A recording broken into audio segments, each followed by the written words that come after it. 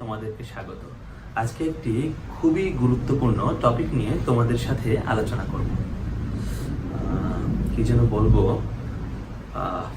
আমার উচিত ছিল লেসনটির জন্য প্রস্তুতি নেওয়া। আমি অন্তত নোট করতে পারতাম, আমি এটা করতাম, কিন্তু ওই যে বিজি ছিলাম। তা এখন কি করি? হ্যাঁ মামুন, কি করবা? ভিডিও করবা? আমার ক্যামেরাম্যান মামুন বলছে I should have never agreed to do this video. সে আমাকে ফেলে চলে যাচ্ছে। আপনারাও চলে যাবেন না? প্রিয় দর্শক, যাওয়ার দরকার নেই, এটি ছিল আমার ক্লাসেরই একটি অংশ। আসলে এই তিনটি এক্সপ্রেশন বাংলায় বোঝানো একটু টাফ, ওই জন্য বাধ্য হয়ে নিজেকে রিয়েল সিচুয়েশনের মধ্যে নিয়ে আসতে হলো। এবার আমি তিনটি এক্সপ্রেশন ভেঙে ভেঙে বুঝিয়ে দেওয়ার চেষ্টা করব। তো আমরা আজকের ভিডিওতে তিনটি এক্সপ্রেশনস দেখব, should have, could have, would have। তো প্রথমে should have দিয়ে শুরু করি। যেমন I should do, এটা আমাদের জানা এক্সপ্রেশন, মানে আমার করা উচিত। আর I should have done, তার মানে হচ্ছে আমার করা উচিত ছিল। মাথায় রাখবা প্রিয় বন্ধু, should have, could have, would have এর পরে ভার্বের past participle form বসাতে হবে। তো I should have done, আমার করা উচিত ছিল। I should have played, আমার খেলা উচিত ছিল। তাহলে আমার করা উচিত এবং আমার করা উচিত ছিল, এই দুটি এক্সপ্রেশনের মধ্যে পার্থক্য অ্যাটলিস্ট বাংলা ভাষাভাষী মানুষকে বোঝানোর কোনো প্রয়োজন হয় না। এই দুটো ব্যাপার আমরা ন্যাচারালি খুব ভালোভাবেই বুঝি। আমার করা উচিত এবং আমার করা উচিত ছিল, এই দুটি কথার মধ্যে পার্থক্য।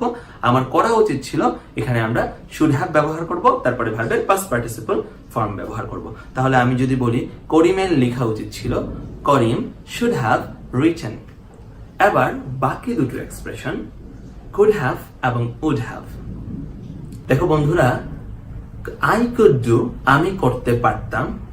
I could have done, আমি করতে পারতাম। কিন্তু দুই পারতামের মধ্যে একটা বিশাল পার্থক্য আছে। যেমন দেখো, একজন বৃদ্ধ লোক তোমাকে বলল, আমি তোমার মতো থাকতে ক্রিকেট খেলতে পারতাম। এই যে আমি ক্রিকেট খেলতে পারতাম তোমার মতো থাকতে, এই পারতাম দিয়ে কি বোঝাচ্ছে? ওই বৃদ্ধ লোকের অতীতকালে কোনো কাজ করার সক্ষমতা বা সামর্থ্য।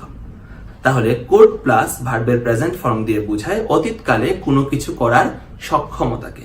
তাহলে কেউ যদি বলে আই কুড প্লে, তার মানে আমি খেলতে পারতাম, অর্থাৎ এটা আমার খেলার সামর্থ্য ছিল। কিন্তু দেখো, আজকের ক্লাসে আমি এসে কি বললাম? আমি বললাম আমি নোট করতে পারতাম। এই পারতাম আর বৃদ্ধ লোকের বলা পারতাম, মানে খেলতে পারতাম কি এক জিনিস না। বৃদ্ধ লোক যখন বলল তোমাদের মতো থাকতে আমি খেলতে পারতাম, এটা হচ্ছে তার অতীতকালীন সামর্থ্য।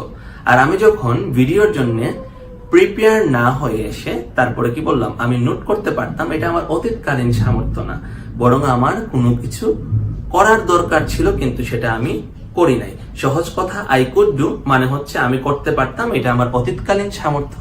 আর আই কুড হ্যাভ ডান এর মানে হচ্ছে আমি করতে পারতাম কিন্তু করা হয় নাই। তাহলে আই কুড হ্যাভ রিটেন, আমি লিখতে পারতাম, কিন্তু যে শুনবে সে বুঝে নেবে আমি লিখি নাই। তাহলে আমি নিউজ পেপারটা পড়তে পারতাম, I could have read the newspaper. I would do মানে আমি করতাম বা করব। তো সাধারণত আই উড ডু, উড দিয়ে আমরা অতীতকালে কোনো কিছু করতাম বা কোনো কিছু করতে অভ্যস্ত ছিলাম তা বুঝাই। যেমন আমি বললাম I would go to school, আমি স্কুলে যেতাম। I would eat mango, আমি আম খেতাম।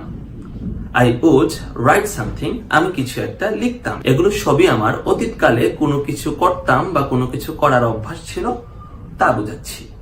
কিন্তু আমি যখন বললাম I would have done, তার মানে আমি করতাম কিন্তু করা হয় নাই। যেমন এই ভিডিওর প্রথম দিকে আমি কি বললাম, যে আমি নোট নিতে পারতাম। এরপরে আমি কি বললাম, খেয়াল করো, আমি বললাম আমি এটা করতাম, আমি নোট করতাম, কিন্তু আমি বিজি ছিলাম। তার মানে কি, আমি নোটটা করি নাই। তাহলে এই যে ব্যাপারটা হচ্ছে, আই উড ডুর মানে হচ্ছে আমি করতাম, জাস্ট এতটুকুই। কিন্তু আমি যখন বলবো আই উড হ্যাভ ডান, তার মানে হচ্ছে আমি করতাম, কিন্তু ব্র্যাকেটের মধ্যে আসবে করা হয়নি।